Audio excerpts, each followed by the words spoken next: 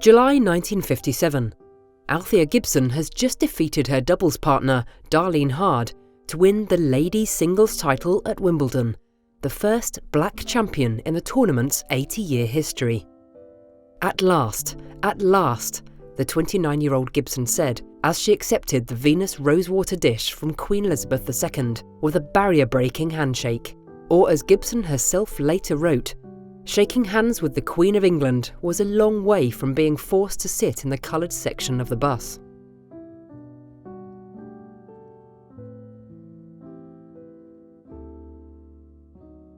"1957 belonged to Althea Gibson. At the Australian Championships, she reached the final of the singles, won the women's doubles, and made the semi-finals of the mixed. At Wimbledon, not only did Gibson win the singles, she also retained her women's doubles crown and reached the finals of the mixed. Then in September, she won the singles and mixed doubles at the US National Championships and made the final of the women's doubles. In her whole career, Gibson competed in 18 Grand Slam finals. 8 of them were in 1957, and she didn't even play the French. Gibson had earned that success the hard way. Born in South Carolina, she grew up in Harlem, New York, after her hard-up farmer parents moved there for a better life. The young Gibson was regularly beaten by her father, quit school at 13, and was, by her own admission, living pretty wild, staying out late and regularly getting into fights. But she was also a gifted tennis prodigy. In 1942, aged 15, she won the New York State Girls' Championship, organised by the American Tennis Association, a group set up by black players as an alternative to the United States Lawn Tennis Association. In 1947, she won the first of 10 straight ATA Women's Championships, but was unable to play in US LTA tournaments until 1950. Even after proving her abilities, her path to the US National Championships appeared to be blocked by qualification criteria that required points from US LTA events, most of which were held at white-only clubs. However, there was a growing clamour for Gibson to be allowed to play. 4-time US national champion Alice Marble wrote an open letter in American Lawn Tennis magazine saying, "If tennis is a game for ladies and gentlemen, it's also time we acted a little more like gentle people and less like sanctimonious hypocrites. If Althea Gibson represents a challenge to the present crop of women players, it's only fair they should meet that challenge on the courts." The pressure proved too great, and so it was that on August 28, 1950, Gibson became the first black player to compete at the US National Tennis Championships. She went to Wimbledon for the first time in 1951. It took Gibson another 5 years to reach her first Grand Slam singles final, winning the French Championships on her only appearance in Paris.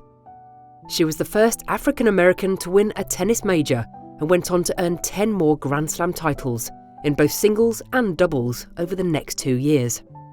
In 1958, with her place at the top of the women's amateur game assured, she joined the professional ranks to monetize her success. "Being the queen of tennis is all well and good, but you can't eat a crown," she later wrote. "I reign over an empty bank account, and I'm not going to fill it by playing amateur tennis." Although winning the singles and doubles titles at the Pepsi-Cola World Pro Tennis Championships in 1959 earned her just $500, she made up the shortfall with a $100,000 deal to play exhibitions before Harlem Globetrotters basketball games. 1959 also saw her flirt with singing and acting careers, and she later worked as a commentator and appeared in adverts, but offers to play tennis were drying up. "When I looked around me, I saw white tennis players, some of whom I had thrashed on the court, picking up invitations," she wrote. "It dawned on me that my triumphs had not destroyed the racial barriers once and for all, as I had perhaps naively hoped." In 1964, Gibson turned to golf, becoming the first African-American woman on the LPGA Tour. She found similar racial barriers there, with country clubs excluding people of colour. Gibson was often forced to dress in the car because she was banned from the clubhouse. She never won a tournament. Her best finish was a tie for second at a tournament in 1970, and her highest world ranking was 27th.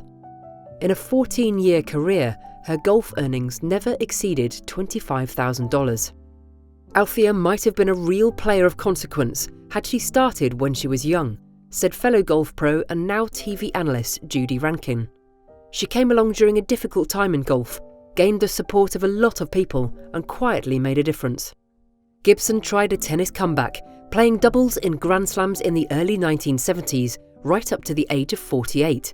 She ran multiple tennis outreach projects and clinics for the underprivileged and coached some young talent, including future three-time mixed doubles Grand Slam champion Zina Garrison. "She pushed me as if I were a pro, not a junior," the 1990 Wimbledon singles finalist said. "I owe the opportunity I received to her." In the early 1990s, Gibson suffered brain hemorrhages and a stroke, and the medical bills depleted her finances, leaving her unable to afford rent. She isolated herself for several years, and at one stage confided in close friend and former doubles partner Angela Buxton that she felt suicidal. No one else knew of her plight, so Buxton wrote to various tennis organisations to raise support for Gibson. "Nobody even bothered to answer, no phone call, no postcard, no nothing," Buxton claimed. For a second time in her life, it was a letter to a magazine, written on Buxton's behalf in 1996 and printed in Tennis Week, that proved Gibson's salvation. Admirers held fundraisers and benefits, and nearly $1 million were received in donations. Gibson died in September 2003, aged 76. But she lived long enough to see Serena Williams win the US Open in 1999, the first Grand Slam title for an African-American woman since Gibson herself 43 years earlier. Shortly before her triumph, Serena had faxed a letter and long list of questions to Gibson. "She was the most important pioneer for tennis," Serena later said. "She was black, she looked like me, and she opened up so many doors." USTA President Alan Schwartz added, "Every time a black child or a Hispanic child or an Islamic child picks up a tennis racket for the first time, Althea touches another life." When she began playing, less than 5% of tennis newcomers were minorities. Today, some 30% are minorities, 2/3 of whom are African American.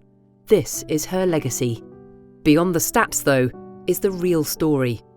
In the 4 decades between Gibson's Grand Slams and the emergence of the Williams sisters, very few black players came close to emulating her achievements.